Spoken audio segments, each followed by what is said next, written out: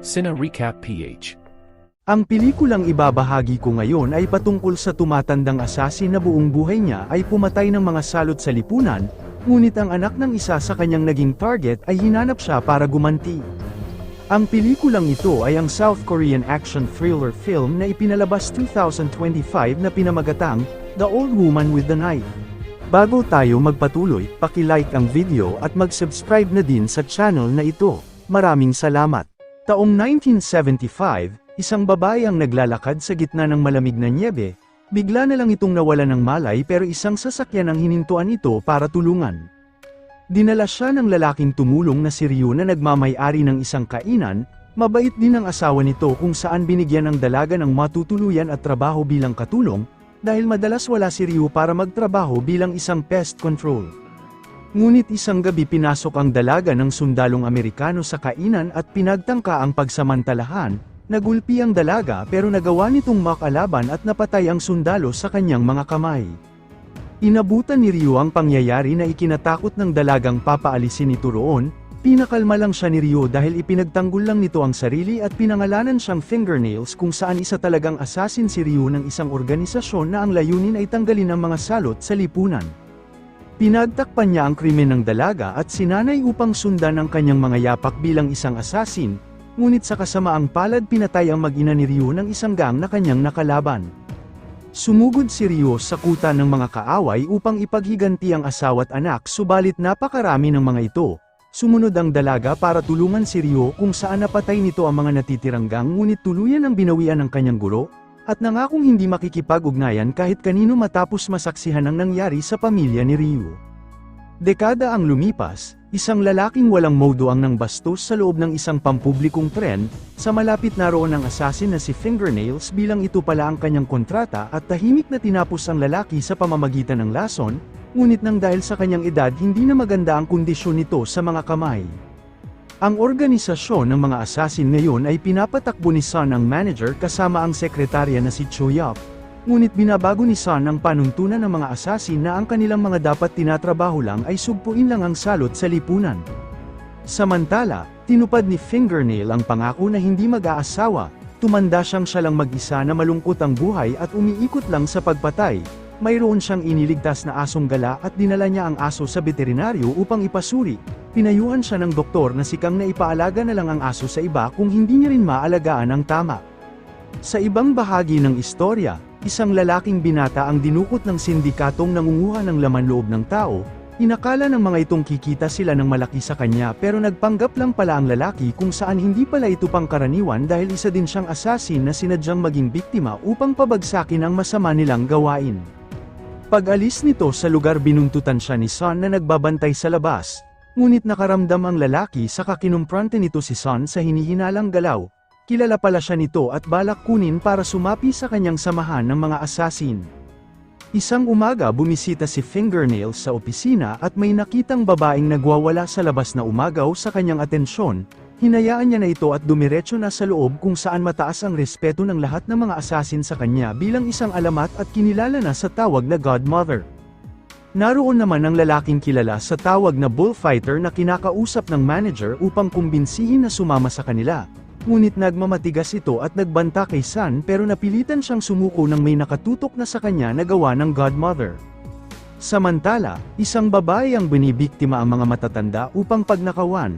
Bago pa ito makatakas dumating si Jang Bi ang isa sa assassin ang organisasyon na kaibigan ng Godmother at balak itong tapusin sa pagpapasagasa sa kanya sa tren. Ngunit bago pa siya makaalis nakita ito ng anak at nasaksihan ang ginawang pagpatay.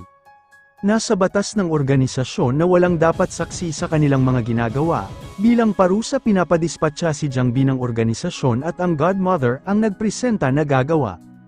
Pinuntahan niya ito sa libingan kung saan dinalaw ng assassin ang matagal na palang patay na anak. Naalala niya lang ito sa bata ngunit mayroon silang batas na sinusunod. Tinakasan ni Jang Bi ang Godmother na agad rin siyang hinabol. Ngunit may isang motor ang dumiretso sa kanilang harapan dahilan ng nag-ibang daan ang Godmother. Inakala ng assassin na nakatakas na ito sa alamat pero binunggo siya ng Godmother at nahulog ang sasakyan sa bangin. Nang puntahan nagpanggap na patay si Jang Bi saka sinubukang lumaban. Nahirapan ang Godmother na nagtamo pa ng malaking sugat sa likuran, Dumating naman doon si Bullfighter at tinulungan ang Godmother na ikinagalit niya dahil trabaho niyang patayin si Jiang Bi. Ipinadala rin pala ito roon para patayin ang suwail na assassin na ang ibig sabihin minamaliit na ang kakayahan ng Godmother dahil sa nagkakaedad, pero ipinaubaya din ni Bullfighter sa Godmother ang pagtapos kay Jiang Bi na pinili namang tapusin ng sarili dahil hindi niya na rin matatakasan ang kapalaran. Subalit dahil sa mga tama ng Godmother nahirapan ito sa pagmamaneho at sinubukang gamutin ang sarili, ngunit nawalan siya ng malay at bumangga sa ospital ng veterinaryo. Nang magising ito ginamot na ng veterinaryo na si Kang ang kanyang mga sugat nang ayaw itong magpadala sa ospital bago nawalan ng malay, naniniwala naman si Kang na lahat may kanya-kanyang istorya at labas na ito sa kung sino siya. Matapos nito pinuntahan ng Godmother si Son upang kumprontahin kung wala na ba itong tiwala sa kanya. Ngunit ipinapahiwatig ng manager na nagkakaedad na ang assassin kaya nagbanta ang Godmother sa kung ano pang kaya niyang gawin. Pag-alis nag-aantay si Bullfighter para hamunin ang Godmother, dahil alam niyang may iniwan itong saksi na siya lang ang nakakaalam, nagbanta itong pag nalaman ng organisasyon susunod siya sa yapak ni Jiang Bi, hindi naman natatakot ang Godmother sa kanya at naalala ang bilis nito noon na hindi niya namalayan. Kinagabihan pinasok ni Bullfighter ang opisina para mangalap ng impormasyon ng Godmother, sa paghahalungkat sa katauhan may nakuha siyang files kung saan ang Godmother ang dating pumatay sa kanyang ama. Sinusubaybayan naman ang assassin ng doktor bilang tinulungan siya nito. Nakita niya si Kang na naghahanap ng hustisya sa pagkamatay ng kasintahan mula sa direktor ng isang malaking ospital. Nakaramdam ito ng awa kaya pumunta ang assassin sa tindahan ng ina kung saan naroon ang anak ng doktor upang makilala. Pag-alis nito napansin siya ni Kang at agad na sinundan. Hinanap niya ito upang malaman kung bakit siya nagpunta roon at inaalalang baka may gagawin sa kanyang pamilya. Gayunpaman, naniniwala si Kang na mabuti itong tao dahil may iniligtas siyang aso at inalok na kung lumala ang sugat lumapit lang ito sa kanya ngunit nakasunod din pala si Bullfighter. Isang umaga habang iginagala ng Godmother ang alagang aso na kasalubong nito ang doktor kasama ang anak, nagkausap ang dalawa sa nangyari sa kanyang pamilya at inalam kung gusto niyang ipapatay ang hospital director na nagpabaya sa kasintahan.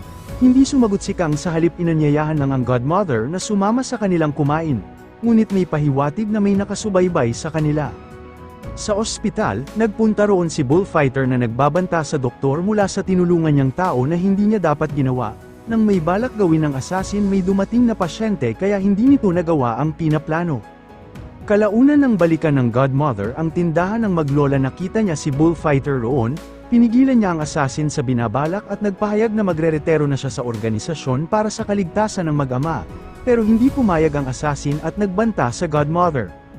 Habang humihingi na naman ang doktor ng hustisya sa pagkamatay ng kasintahan biglang may kung anong sumabog sa labas, nakita ni Kang na may pumatay sa direktor ng ospital at naghihinala na ang matanda ang may gawa.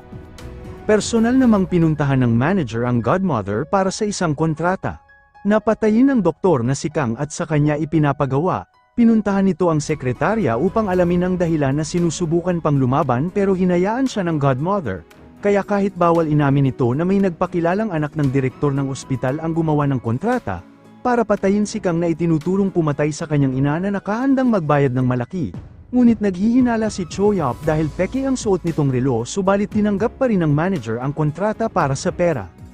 Pinuntahan ng Godmother ang lalaking nag-utos na ipapatay si Kang at pinagbantaan. Napilitan itong umamin na binayaran lang siya ng lalaking nakausap sa telepono at nang tawagan si Bullfighter pala ang nasa likod ng kontrata. Nagbanta ang assassin na papatayin ngayon ang doktor kaya nagmadali ang Godmother na puntahan si Kang sa kanyang tirahan. Buti na lang walang nangyaring hindi maganda pero naroon si Bullfighter na pinaglalaroan lang pala ang Godmother. Nag-usap sandali ang dalawa sa isang kainan, pero umalis din agad si Bullfighter dahil sa allergy kung saan may naalala ang Godmother sa kanyang nakaraan, agad siyang naghanap ng record at natagpuan na anak si Bullfighter ng dati niyang target na pinatay. Gayunpaman, hindi sumunod si Godmother sa kontrata na pinapatrabaho sa kanya sa halip ginawa nito ang mas mahirap na mas makakatulong sa organisasyon ang pagpuksa ng mga salot sa lipunan sa kabila ng pagtanggi ni Son, sumugod ang Godmother sa kuta ng mga kalaban sa kabila ng edad niya. Pero bago pa man nagbili nito na magpadala ng backup kung nag-alala sila sa kanya at hinarap ang gang sa isang bar.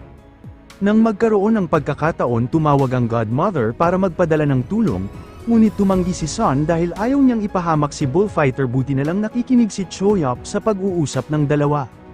Patuloy na nakaharap ng Godmother ang napakaraming tauhan ng gang boss na nagawa din itong mapabagsak, subalit nahuli ito roon at balak siyang ibaon ng buhay sa lupa. Sa kabila ng alam ng manager ang nangyayari, kinontak na ni Choyop ang Bullfighter na agad ding sumugod doon upang iligtas ang matandang assassin mula sa gang. Ibinilin pala ng Godmother na si Bullfighter ang ipadala dahil alam niyang hindi ito tatanggi. Nang ihatid ng assassin ng Godmother sa tirahan niya, inalok niya itong kumain na muna bilang pasasalamat. Habang kumakain, pinaalala ni Bullfighter ang unang pagkikita nila. Natandaan ng Godmother na 25 taon na ang nakakaraan na siya ang pumatay sa kanyang ama, na ang ibig sabihin alam na nito kung bakit siya hinahanap, pero ganun pa man, may inilagay ang Godmother sa inumin ng binata upang wala itong gawing masama. Pagkatapos inihulog niya si Bullfighter sa bangin kasama ng sasakyan at pinuntahan si Sun upang ipaalala kung para saan ang organisasyon na huwag gamitin sa pansariling interes. Sa isang pagtatanghal kasama ang anak ng doktor, bigla na lang nawala ang bata matapos ang palabas at may nagpadala sa kanyang mensahe ng lugar kung saan ito makikita. Dumating din doon ang Godmother dahil inimbitahan siya noon na manood, pero inakala ng doktor na siya ang dumukot sa anak. Nangako ang Godmother na ibabalik niya ang bata ng ligtas kahit anong mangyari. Bago umalis, iniisip ni Kang kung tungkol ba ito sa pagligtas niya noon sa kanya. Hindi niya pinagsisihan ang ginawang pagtulong ng gabing yun dahil ayon ang tamang bagay na gawin. Agad inihanda ng Godmother ang mga nakatago niyang gamit na kailangan. Matapos ang dapat gawin, nagpaalam na siya sa alaga at agarang nagtungo sa nasabing lugar na dating Happy Land. Pagdating pa lang doon, sinalakay ang kanyang sasakyan, pero iba pala ang nasa loob. Kasalukuyan na ngayong inaakyat ng Godmother ang gusaling pinagkukutaan nila. Nakaharap niya roon ang mga tao ni Bullfighter na balak siyang ipapatay. Gayunpaman, sa edad niyang iyon, wala pa ding kupas ang maalamat na assassin sa kabila ng mahina na ang katawan nito.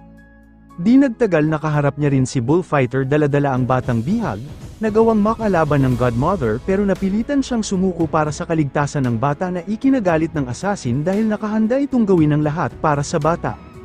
Lalong nag-init ang ulo ni Bullfighter at ang bata ang pinag-iinitan nito. Pero ginawa din ng Godmother ang makakaya niya upang mapigilan ito kung saan ipinakita ang nakaraan na naging mabuti sa kanya noon ng Godmother. Sinasaktan siya ng ama noon, pero ipinagtatanggol ito ng Godmother, ngunit nasaksihan niya ang pagpatay sa ama. Nang tangkain na tapusin na ngayon ni Bullfighter ang lahat, napigilan siya ng Godmother at malubha itong tinamaan dahilan ng hindi na siya makagalaw pa. Inamin ng binata na hinanap niya talaga si Godmother para makasama, dahil ito lang ang naging mabuti sa kanya noon at inalagaan siya. Nang makita niyang mamatay ang ama, gusto niyang sumama, ngunit iniwan siya ng Godmother, pero ipinangako nito sa sarili na hahanapin niya ito. Nang malaman ng Godmother, huli na ang lahat. Natatakot kasi si Bullfighter na pag sinabi niya nung una pa lang baka hindi siya makilala, doon na din ito tuluyang binawian ng buhay sa huli. Patuloy pa din ang operasyon ng organisasyon na pinangungunahan ng Godmother, ang kanilang misyon na linisin ang mga salot sa lipunan. Dito na nagtatapos ang ating kwento. Sana nagustuhan nyo, i-like ang video at mag-subscribe na din sa channel na ito. Maraming salamat sa panunood. Hanggang sa muli, paalam!